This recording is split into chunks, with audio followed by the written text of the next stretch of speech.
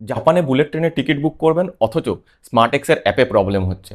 ওদিকে third party অ্যাপগুলো extra commission charge করছে। এই ভিডিওতে দেখাবো অফিসিয়াল ওয়েবসাইট থেকে মাত্র 2 মিনিটে কিভাবে টিকিট বুক করা যায় তার কমপ্লিট প্রসেস। কোনো ঝঞ্ঝাট আর এক্সট্রা চার্জ ছাড়াই ঘরে বসে কেটে ফেলুন বুলেট ট্রেনের টিকিট। ডেসক্রিপশনে দেওয়া অফিসিয়াল লিঙ্কে যান।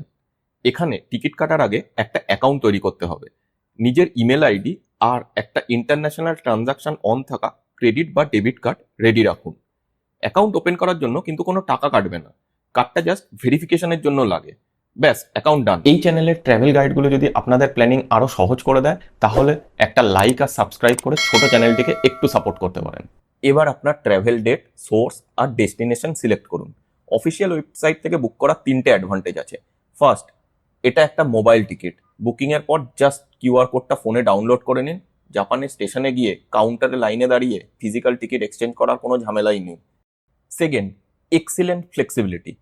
ট্রেন ছাড়ার মাত্র 5 মিনিট আগেও আপনি টিকিট ক্যান্সেল বা মডিফাই করতে পারবেন, তাও খুবই মিনিমাল চার্জে। আর সব থেকে বড় কথা, মিডিলম্যান বা থার্ড পার্টি অ্যাপে কোনো কমিশন দিতে হচ্ছে না। প্লাস নির্দিষ্ট কিছু রুটে 28 দিন আগে থেকে অ্যাডভান্স বুকিং করলে স্পেশাল ডিসকাউন্টও পেয়ে যাবেন।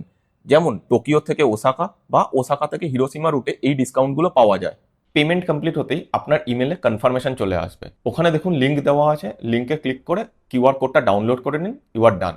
জাপানে বুলেট ট্রেন সংক্রান্ত আর কোনো স্পেসিফিক কোয়েশ্চেন থাকলে কমেন্টে জানান, আমি রিপ্লাই দিয়ে দেবো। Have a safe journey.